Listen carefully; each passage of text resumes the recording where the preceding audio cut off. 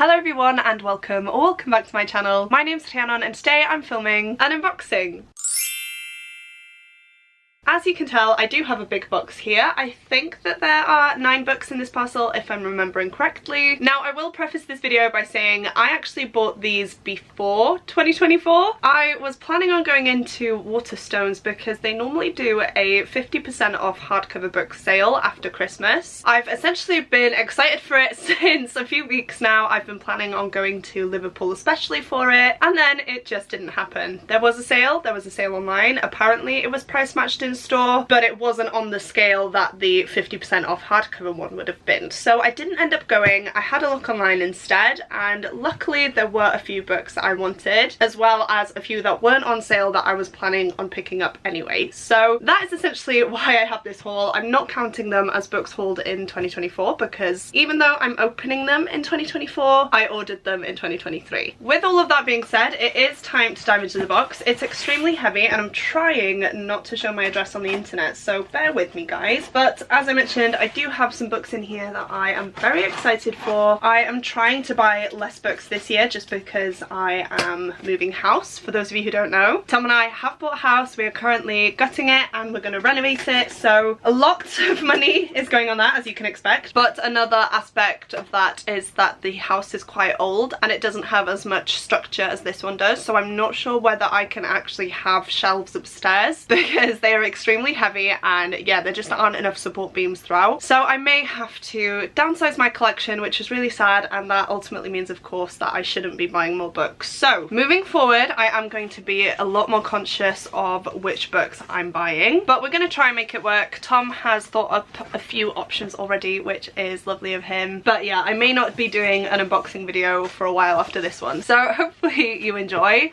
But as I open up the box, this is your little sneak peek. I am going to pop it down now though because it is heavy, and I'm just going to grab whichever book is on top and show you guys. Starting off with Rhythm of War Part 1 and Rhythm of War Part 2, both by Brandon Sanderson. Now this is book 4 of the Stormlight Archive, split into 2 books. I wasn't initially going to collect the hardcovers, however here we are, we're up to book 4 and I now have all of the books that are out. Saying that though, I have been reading some Brandon Sanderson this year. I really do want to get into his Cosmere books, and I have already read and finished The Final Empire, which is the first book in that extended universe. So I do have these now, which I'm very excited for. I won't be reading these for a while, but as I mentioned, I am extremely glad to have these 2 in my collection now. They're going to match the others, and when I do get to these, I will of course be able to pick them up and just dive straight on in. I also love the purple. I feel like this is a really nice colour. And even though I can't tell you anything about these 2 books, unfortunately, as I mentioned, I'm very happy to have them, and they will definitely be getting read relatively soon. Probably not this year because I'm making my way through Mistborn first, but once I finish those, I will be diving into the Stormlight Archive, and I've just heard the best things about it. Staying on theme, guys, we do have a bunch more Brandon Sanderson books. I think it's easier if I just talk about these all together and then I'll move on to the books that aren't by Brandon Sanderson. But the next one I have to show you is Arcanum Unbounded, and this is a collection of short stories that take place in the Cosmere. It's a collection of 9 works, originally published individually, but they've been collected for the first time in this book, and they convey the true expanse of the Cosmere. Telling the exciting tales Sanderson fans have come to expect, Arcanum Unbounded includes the Hugo Award-winning novella The Emperor's Soul, which I have read, an excerpt from the graphic novel White Sand, and the never-before published Stormlight Archive novella Edge Dancer. So I just thought this would be very handy to have. I absolutely love Brandon Sanderson's UK covers, so that is why I did bite the bullet and get a few of these this time round. I do have the first 2 books in the Mistborn series. I did also receive the 3rd book from my sister at Christmas and the 1st book in the 2nd era of Mistborn as well, which is the Alloy of Law. It only made sense for me to pick this one up because I believe that there are a few stories in here that you need to read between the core books, and to have them all in one one place is going to be extremely handy. This is also beautiful. Just look at an example of the graphic novel there. And yeah, I just can't wait to dive into this one. As I mentioned, I have read one of the short stories and I really enjoyed it, so I'm excited to dive into the rest and see what it's all about. And then I will show you all of these together because these are books 2 to 4 of the second era of Mistborn. I'm really sorry to all you Sanderson fans, but I don't actually know the order of these. As I mentioned, I do have the Alloy of Lore, but I'm not going to show you that because it's not one that I bought in this unboxing. But we have Shadows of Self, The Bands of Mourning, and The Lost Metal. I'm extremely happy to own these now. It means that I own all the books in first era of Mistborn, which is the first trilogy. I now own all the books in the second era of Mistborn. So I am definitely set for this year with diving into Brandon Sanderson and consuming the books in the Cosmere. Again, I've just heard the most amazing things. I've had the best experience reading Elantris by Brandon Sanderson and also The Final Empire. So I can't wait to dive deeper into the Cosmere and experience more of the world and the magic as well. And as I mentioned, the UK covers are just absolutely stunning. I'm so excited to put these on my shelves, and I was thinking of them in my new house and I just think they're gonna look insane. So yeah, it's a little bit superficial, but I'm also going to read them. I do plan on getting through them this year and I am extremely excited to now own the physical copies. Right, moving away from Brandon Sanderson books, I do have 3 more to talk about here, I believe. Now these were all on sale. I don't think the Brandon Sanderson books were, but the last 3 definitely were because I don't think I would have picked them up otherwise. The first one of those is Death of a Bookseller by Alice Slater. I feel like I've seen this book around quite a bit, but I actually don't know anything about it. I did read the synopsis before purchasing it, of course, but I've honestly forgotten it by now. So I will just read it to you. It says, would you kill for a good story? Roach, bookseller, loner and true crime fanatic, has no interest in making friends. She has all the company she needs in her serial killer books, murder podcasts and her pet snail Bleep. That is, until Laura joins the bookshop. With her cute literary tote bags and sunny smile, she's everyone's favourite bookseller. But beneath the shiny veneer, Roach senses darkness within Laura, the same darkness Roach possesses. And as curiosity blooms into morbid obsession, Roach becomes determined to be a part of Laura's story, whether Laura wants her in it or not.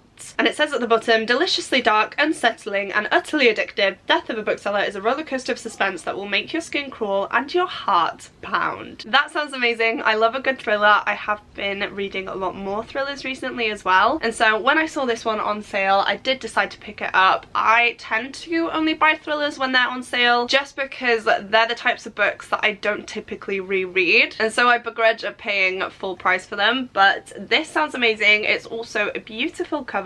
Hopefully I can get to it soon because I feel like it's going to be a very fast read, and I will of course let you guys know my thoughts on it once I do. Okay guys, there is only 1 more book in here, but I'm meant to have 2, so I will have to contact Waterstones. But the last book for this unboxing is Foul Heart Huntsman by Chloe Gong. The other book that was meant to be in here was the collection of short stories, I believe, or a series of novellas. I can't remember what it is, but that is The Last Violent Call, which I will pop a picture up on screen for you now. I did buy both of these again because they were on sale, but as that one hasn't arrived, as I mentioned, I will have to contact Waterstones and see where it's at because this arrived at the start of the year. I've just been putting off unboxing it, so yeah, there is a problem somewhere there and I will have to contact them and see what's going on. This is the second book in Chloe Gong's newest series. I'm not sure if this is a duology or what. I'm not sure if it counts as a duology now that it has a novella as well. I honestly know nothing about this one. I picked it up because I really enjoyed These Violent Delights by Chloe Gong as well as Immortal Longings. I need to get a move on with reading her sequels though because I'm really bad at doing that, but as I mentioned, she is an author that I'm familiar with, and so when I saw that this book was on sale and with me already being interested in it and owning the first book, I thought it was only right that I picked this one up. As I said, I do own the first book, but I'm not gonna lie to you guys, it is somewhere high up on my shelves and I really don't want to go and grab it. So I have just gotten the synopsis of the first book on Goodreads for you, and it just says here, it's 1931 in Shanghai and the stage is set for a new decade of intrigue. 4 years ago, Rosalind Lang was brought back from the brink of death.